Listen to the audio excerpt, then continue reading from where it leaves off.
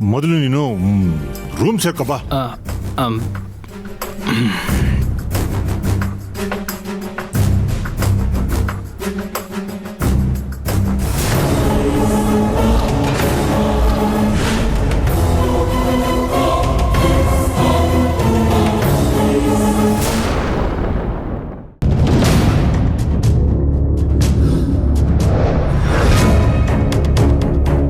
What is this Preethu? Nothing, ಏನಿಲ್ಲ ಅಕ್ಕ. Kaveri engagement preparations ಇತ್ತಲ್ಲ, ಅದಕ್ಕೆ ಸ್ವಲ್ಪ ಲೇಟ್ ಆಯಿತು.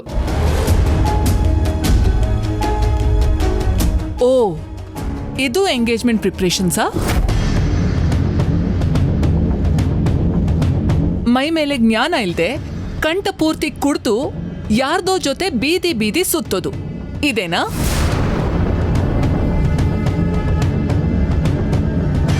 ಈ ಜವಾಬ್ದಾರಿನೇ ಅಲ್ವಾ ಅಪ್ಪ ನಿನಗೆ ಕೊಟ್ಟಿದ್ದು?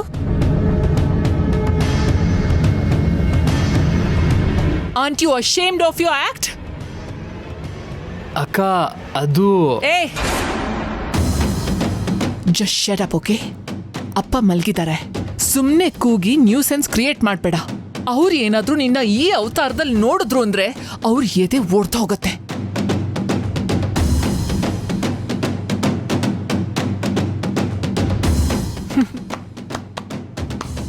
ಪರವಾಗಿಲ್ಲ ತೇಜು, ನಿಂದು ಅವಾರ್ಡ್ ವಿನ್ನಿಂಗ್ ಪರ್ಫಾರ್ಮೆನ್ಸೇ, ವಂಡರ್ಫುಲ್ ಆಕ್ಟಿಂಗ್. ಸಾರಿ ಅಕ್ಕ, ಅದು ಇವನು ಲಾಸ್ಟ್ ಮೀಟಿಂಗ್ ಅಂತ ಹೇಳ್ದ, ಅದಕ್ಕೆ ಹೆಲ್ಪ್ ಮಾಡಿದೆ.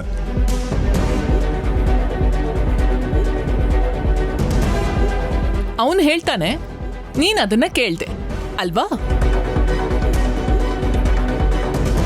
ಇದ್ರಿಂದ ಅವನ್ ಲೈಫ್ಗೆ, ಅವನ್ ಫ್ಯೂಚರ್ಗೆ, ನಮ್ ಸ್ಟೇಟಸ್ಗೆ ಎಷ್ಟು ಪರಿಣಾಮ ಆಗತ್ತೆ ಅಂತ ನೀನ್ ಯೋಚನೆ ಮಾಡ್ಲಿಲ್ಲ ಅಲ್ವಾ? ಸಾರಿ ಅಕ್ಕ. ಇನ್ನೀನು ಸಭ್ಯ ಹೆಣ್ಮಕ್ಳು ಎಂಗೇಜ್ಮೆಂಟ್ ಇದ್ದಾಗ 1 ವಾರ ಹಿಂದೆಯಿಂದ ಮನೆಯಿಂದ ಆಚೆ ಬರಲ್ಲ. ಆದ್ರೆ ನೀನು ನಾಳೆ ಎಂಗೇಜ್ಮೆಂಟ್ ಇಟ್ಕೊಂಡು ಇಷ್ಟೊತ್ತಾದ್ರೂ ಮನೆ ಸೇರಿಲ್ಲ.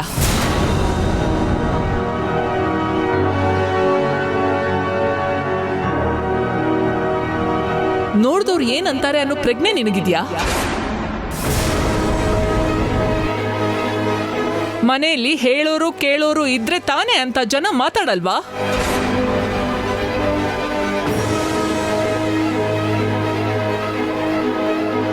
ನೀನು ಮದ್ವೆ ಆಗೋ ಹುಡುಗನ್ ಜೊತೆನೂ ನ್ಯಾಯವಾಗಿ ನಡ್ಕೋತಾ ಇಲ್ಲ, ನಮ್ ಪ್ರೀತೂನು ನೆಮ್ಮದಿಯಾಗಿರೋದಕ್ ಬಿಡ್ತಾ ಇಲ್ಲ. ಅಕ್ಕ ಪ್ಲೀಸ್ ಡೋಂಟ್ ಬ್ಲೇಮ್ ಕಾವೇರಿ. ನಾನ್ ಬಲವಂತ ಮಾಡಿದ್ದಕ್ಕೆ ಪಾಪ ಕಾವೇರಿ ಬಂದಿದ್ದು. Shut up Preethu. ಇವಳಿಂದ ನಿನ್ನನ್ನು ದೂರ ಮಾಡ್ಬೇಕು ಅಂತ ನಾನ್ ಟ್ರೈ ಮಾಡ್ತಾ ಇದ್ರೆ, ಇವಳು ಮೇಲಿಂದ ಮೇಲೆ ಡಿಸ್ಟರ್ಬ್ ಮಾಡಿ ನಿನ್ ಮನಸ್ಥಿತಿನ ಹಾಳು ಮಾಡ್ತಾ ಇದ್ದಾಳೆ. ನೋಡು ಕಾವೇರಿ, ಇಲ್ಲಿವರೆಗೂ ನನ್ನ ತಮ್ಮನ ಲೈಫ್ನ ಹಾಳು ಮಾಡಿದ್ದು ಸಾಕು. ಇನ್ಮೇಲಿಂದ ಅವನಿಂದ ದೂರ ಇದ್ಬಿಡು.